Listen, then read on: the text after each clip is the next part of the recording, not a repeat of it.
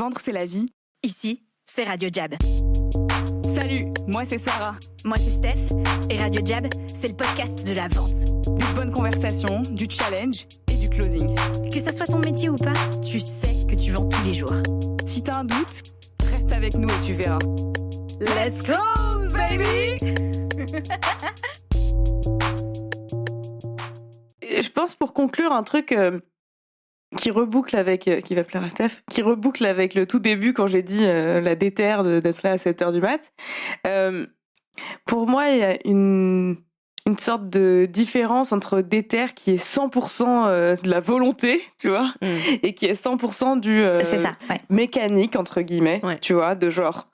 Tu t'es auto-pris par le t-shirt pour te lever de ton lit, tu t'es foutu dans la douche, etc. Et la motivation, il y a plus cette composante, comme tu disais, naturelle et un peu profonde, même si c'est un peu hybride, finalement. Et je pense que on peut pas tout faire à force de détermination. On peut pas tout faire avec la force, vraiment. Le fameux willpower, dont on parle souvent. Et du coup, je pense que c'est crucial d'explorer ce truc de motivation parce que t'as pas des ressources d'énergie illimitées pour faire tout à la force. Et en fait, si t'es pas un minimum dans ce qui te plaît fondamentalement, ou peut-être pas ce qui te plaît, j'aime pas trop ce mot parce que ça fait vraiment ce qui te fait juste kiffer. Ce qui te porte, je trouve. C'est bien ce que tu disais sur la vague. Ce qui te porte, c'est pareil, ça dure pas longtemps. Et dans la vente, c'est très vrai. Parce que c'est accentué par le fait qu'il y a des actions difficiles à faire, c'est accentué par le fait qu'il y a des échecs à vivre, etc. Et d'ailleurs, là, donc, on a tous les étudiants d'HEC, on se prépare pour eux là maintenant, qui sont ici et qu'on forme sur la vente. Et en fait, hier, ils étaient pas avec nous et on leur a dit, vous avez un objectif de fail un certain nombre de fois, de vraiment d'échouer un certain nombre de fois. Et en fait, je pense qu'il y a un truc un peu bon dans le fait de se dire je vais juste lâcher le personnage qui veut trop surperformer et toujours être dans le résultat, etc. Et se dire on va s'amuser et du coup je trouve que c'est plus simple de voir ce que t'aimes.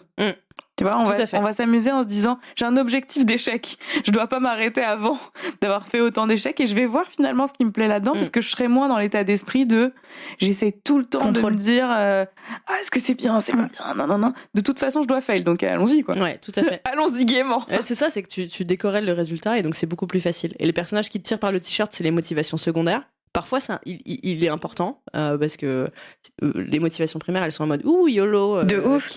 Non, mais c'est vrai, parfois voilà. je trouve. Donc les deux sont importants. Et c'est comment tu les associes qui est important. Et effectivement, si t'enlèves la question du résultat, bah en fait, effectivement, tu permets aux gens de se poser la question de mais qu'est-ce qui me ferait plaisir en fait là-dedans. Et une fois que tu sais, bah tu rajoutes la question du résultat et tu boostes. Voilà. Tu vois un peu, j'ai un peu ce schéma là des deux personnages. Là, t'es en train d'associer motivation primaire, motivation secondaire et de permettre les deux de jouer ensemble. Et le petit fou là qui brûle tout sur son passage. Torchman. J'ai vraiment l'image. Enfin, depuis tout à l'heure, les filles, je vous explique. Tu parles du gars et du personnage quoi. Et j'ai on a des petites statues, tu sais, de personnages au bureau et tout là, les Funko Dolls. Et il y en a une. Moi, je ne l'aime pas du tout. Elle est toute rouge et elle a une flamme jaune en guise de cheveux et elle est en feu et c'est Torchman. Et franchement, genre elle me creep out. Mais du coup, maintenant, je vois qui c'est. C'est ce personnage. Et on l'a tous ce personnage. Oui, bien sûr. Mais son incarnation en poupée Funko est moche. Je voulais juste faire une dernière question parce que je trouve qu'elle est intéressante et tu commençais à toucher là-dessus, le rapport de la motivation et aux autres. Donc on a vu, tu vois quelqu'un qui glow, qui rayonne, qui est motivé, tu te dis je veux appliquer ces trucs à moi-même. Ça marche pas. Et il y a aussi, ça y est, peut-être toi, t'as trouvé tes motivations, t'as compris tes drivers, mais tu as une équipe à manager ou des gens avec qui travailler, etc. Comment ça s'articule ? Comment est-ce que comment tu procèdes en fait ? Parce que j'allais dire comment est-ce que t'aides les autres à trouver leur motivation, mais ça se trouve si t'as une équipe, c'est pas personnel. Ça qu'il faut faire. Enfin voilà. Ouais. Donc j'ai vraiment cette question du rapport aux autres avec qui tu travailles et a priori t'as aussi envie qu'ils soient motivés. Bien sûr. Ça se passe comment ? Ouais. Alors il y a quelques clés pour ça. Donc, l'idée, c'est qu'on va aller gérer, en fait, dans ce cadre-là, on va aller gérer les deux personnages. Donc, parmi les 3 dont je vous ai parlé, on va gérer motivation primaire et on va gérer Torchman. C'est son nom officiel maintenant, Voilà. dans la littérature. Donc, voilà. En fait, le plus gros risque des leaders, des dirigeants, des managers, c'est de manager comme eux, ils aimeraient être managés. Et donc, de penser que les leviers de motivation que eux, ils ont, ça va être ils sont universels. Parce que pour eux, ils sont tellement puissants et importants et fondamentaux que, en fait, voilà. Donc, l'idée, c'est justement de donner un cadre qui permette à ces personnes d'exprimer leur motivation primaire. Et donc, il y a plusieurs clés autour de ça. Déjà, c'est avoir un cadre qui est sécurisé. Un cadre de travail qui est sécurisé, qui me permet en fait de faire les choses à ma façon. Donc ça suppose de lâcher un tout petit peu prise et surtout de permettre à des personnes de faire les choses un peu comme elles veulent, en partie. C'est-à-dire que tu as un résultat donné, très bien, c'est ça que tu cherches à faire. Après, la manière dont tu vas faire les choses, donc c'est bien décorréler le résultat et l'action, hein. La manière dont tu vas faire les choses, fais-moi des propositions. Ça permet vraiment aux primaires de s'exprimer. Et en fait, si le cadre, entre guillemets, est sécurisé, c'est-à-dire qu'en fait, j'ai une autorisation dans l'équipe, à un moment donné de fail, d'essayer des choses, etc. Ben, en fait, je vais avoir l'espace pour pouvoir m'exprimer individuellement. Il y a Google qui a fait une étude là-dessus sur les équipes les plus performantes. Je sais pas si vous la connaissez. Ah ouais, je la connais. Voilà. Trop sur bien. le fait que en fait, les équipes qui sont les plus performantes, c'est pas une somme des meilleurs experts. C'est des équipes dans lesquelles il y a une sécurité émotionnelle suffisante pour me permettre de prendre des risques et d'exprimer mon authenticité, ma singularité. C'est vraiment vénère ça, parce que je trouve que c'est cool qu'il y ait une vraie étude faite là-dessus. Ouais. Parce qu'on entend souvent dans le gospel un peu genre oui, voilà, laisser s'exprimer. Et pareil sur ce que tu disais concrètement, comment est-ce que tu laisses l'autonomie aux collaborateurs et en même temps t'attends un résultat. Enfin, ça reste une entreprise. Voilà, c'est pas non plus YOLO partout, fais ce que tu veux, fais ta vibe. Non mais c'est vrai. Et en même temps, il y a aussi des métiers différents, tu vois. Genre, tu pratiques pas le métier de sales de la même façon qu'un métier de production, etc. Et donc, le fait que, je vais essayer de trouver le lien pour le mettre en note de l'épisode, mais qu'il y ait une vraie étude là-dessus, et Google, franchement, ils avancent vraiment l'état de l'art sur ce genre de truc. Donc, c'est vraiment cool. Mais donc, bref, je trouve que c'est intéressant de se dire, c'est vrai, et comment est-ce qu'on le met en pratique dans un business, tu vois, c'est aussi hyper cool. Ouais, donc ça, c'est en fait un cadre de travail, ça va être des règles du jeu de travail, ça va être mettre en place des fail days, c'est en fait pouvoir s'exposer et dire là, je flippe, là, je me sens pas à l'aise, là, j'ai kiffé. Donc, c'est pouvoir partager tout ça. Ça, c'est un premier ingrédient hyper intéressant et important pour exprimer les motivations primaires. Il y a aussi le fait d'avoir une bonne adéquation entre le niveau d'inconfort et la compétence et le développement de la compétence. Ça aussi, ça permet le développement des motivations primaires. Donc en gros, l'idée, c'est si je fais un axe comme ça, un chart, il y a le risque que je prends, la zone d'inconfort que je prends, donc comment je me mets en difficulté ou en zone d'inconfort, donc ce qui va me permettre in fine de me développer, et le niveau de compétence que j'ai sur un sujet donné. En fait, si je suis complètement incompétent et que je prends des risques énormes, en fait, je vais être tellement stressée que je pourrais pas exprimer mes motivations primaires. C'est pas possible. Je comprends. Et à l'inverse, si je suis hyper compétent et que j'ai zéro stretch, pas de risque, en fait, je vais m'ennuyer. Donc l'idée, c'est de trouver la bonne adéquation. Donc ça, c'est un deuxième ingrédient. Et le troisième ingrédient, c'est l'autonomie. C'est donc la capacité et suffisamment de liberté. Et ça, j'ai beaucoup de discussions avec les dirigeants, les managers qui parfois sont pas à l'aise avec ouais, mais attends, liberté, tranquillou bilou, c'est ma boîte, tu vois, enfin on a quand même No way. Donc, évidemment, tu vois, donc ça veut pas dire n'importe quoi. La liberté, ça se cadre, etc. Ça s'analyse, ça se structure, ça se mesure. Et l'idée, c'est de remettre de la responsabilité dans les équipes. Et ça, on parlait tout à l'heure de Reinventing Organization, un bouquin de Frédéric Laloux sur des modèles organisationnels. Mais en fait, ça se travaille et ça se met en place. Et ça se pratique aussi. Ça se pratique, ça se met en place. Il y a plein de bonnes pratiques pour le mettre en œuvre. Et ça, c'est un ingrédient qui est spectaculaire pour l'expression des motivations primaires. Donc, si vous mettez ces 3 ingrédients, sécurité, autonomie et on va dire bon niveau de stretch pour l'expression de la primaire, c'est incroyable. Voilà. Et la dernière chose, c'est je vous ai dit Torchman, faut quand même le gérer. Et donc Torchman, il a besoin de sécurité, de visibilité. Et donc c'est à la fois apporter, être précis et spécifique sur le succès, l'échec, les risques qu'on prend. Et baliser ça de manière précise en fait. Et donc ça, si vous mettez tout ça, en fait, ces 2 personnages, ils peuvent cohabiter bien.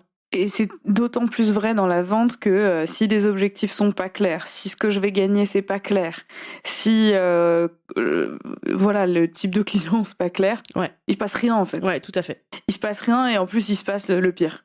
Et je trouve que ce que ça challenge, ce que tu racontes aussi, c'est qui on recrute, parce qu'en fait tu peux pas faire ça avec n'importe qui dans tes équipes. Tu dois faire ça avec des gens en qui t'as confiance, parce que laisser un peu de liberté, laisser un peu d'autonomie, du risque, tu peux pas le faire avec des gens en qui t'as pas confiance, et du coup des gens qui ont du talent aussi. Et quand je vois, en fait, ça me fait penser aux boîtes, tu vois, en hyper croissance, qui recrutent à tour de bras, etc. Je trouve que c'est assez impossible de mettre en place une culture comme ça quand tu recrutes à une vitesse phénoménale des gens qui, en fait, parfois tu les as même pas rencontrés quand t'es CEO, tu vois. Et du coup, il y a un vrai enjeu à faire confiance à tes collaborateurs, quoi. C'est intéressant ce que tu dis. Et quand même, à monter, enfin, moi, en tout cas, ma conviction, c'est à monter le niveau aussi dans le milieu du travail, que les gens, ils travaillent plus leur expertise et qu'ils soient pas juste en mode, ouais, moi, je suis head of sales et en fait, tu connais rien à la vente. Ouais, c'est difficile de faire ça, mais pour moi, c'est hyper faisable. Et c'est pour ça exactement que je travaille avec des entrepreneurs et leur comité de direction. C'est qu'en fait, c'est par là que ça démarre. C'est-à-dire que si au niveau du comité de direction et de l'association, il n'y a pas de confiance, il n'y a pas de capacité de délégation, il n'y a pas de capacité de laisser une singularité s'exprimer, ben en fait, en dessous, de toute façon, il va se passer la même chose. En revanche, c'est hyper possible, même avec une scale-up, de faire ça. Ouais, et 2 trucs à dire pour rebondir avant que j'oublie les filles. Premier truc, c'est qu'il y a aussi un podcast avec à tes souhaits, les petites choumis. Un podcast, je crois que c'est c'est Andreessen, le mec de et avec le founder de Netflix, dont le nom m'échappe, mais qui parlait qu'il est tombé vachement dans ce piège, comme tu disais, du recrutement à outrance, et de comme il vient d'une culture assez ingénieur, tech, Silicon Valley, de pas laisser ces ingrédients-là, l'autonomie, la liberté, la singularité. Reed Hastings, merci. Et en fait, ils ont revu à un moment toute même s'ils avaient, tu sais, ils étaient connus Netflix pour leur culture assez brutale et tout. En fait, ils ont quand même revu ça un peu parce qu'ils se sont dit, il y a des problèmes avec la méthode qu'on a. Et le deuxième truc, et je pense que c'est peut-être une façon dont on peut terminer l'épisode, mais cette articulation de ce que tu disais, Sarah, c'est aussi que tu disais aussi, Audrey, c'est la responsabilité qu'on a au travail, parce qu'on passe tous vachement de temps au travail, et à la fois responsabilité et belle opportunité d'aller travailler sur ces leviers de motivation au travail, quoi. Donc il y a ce qu'on peut faire en perso, nous-mêmes, et on disait tout à l'heure le mode d'emploi, tu peux te poser avec une amie, un conjoint, aussi un collègue, mais aussi au travail, comment est-ce que on peut dénicher nos leviers, travailler sur la motivation collective aussi et individuelle, comment ça s'articule. Je trouve que c'est cool et c'est important de le rappeler, que c'est un bon labo d'expérimentation là-dessus au boulot, quoi. Et de comment on construit nos entreprises. Je pense, nous, Jab, on est en plein là-dedans. Tu parlais du recrutement parce que on recrute, que nous, on est une boîte autofinancée. Donc forcément, tu vois, ces questions-là, elles sont vraiment cruciales pour nous parce qu'on n'est pas là à recruter à tour de bras comme les unicorns qui ont levé de ouf. Et donc, chaque recrutement a une valeur hyper importante. Et en fait, c'est aussi une belle opportunité de travailler en profondeur sur ces sujets-là. Donc voilà. C'était ça que je voulais dire, quoi. Et pour les boîtes, c'est génial, hein, en vrai. Ouais, c'est trop bien qu'ils le mettent en place. Mesdames, un grand merci. Merci. Namasté. Let's roll. Let's roll. Merci les filles. Et la journée ne fait que commencer. On n'est pas triathlètes, mais presque. Et si t'as des questions, n'hésite pas à nous contacter. Yes. Merci auditeurs. Bye. Clap de fin pour cette émission. Et avant de te retrouver dans le prochain Radio Jab, j'ai un truc à te demander. Tu vas partager cet épisode avec 2 personnes. La première, parce que tu penses que ça peut l'aider. La deuxième, parce que tu penses qu'on devrait la recruter. Chez Jab, on est tout le temps à la recherche de nouveaux talents. Alors si tu connais quelqu'un qui veut travailler dans un environnement aussi stimulant et exigeant que le BCG, mais avec le swag de Nike et de Travis Scott, tu nous l'envoies. Quand t'as fini tout ça, tu nous mets 5 étoiles sur Apple Podcast, et moi je te dis à la prochaine sur Radio Jab.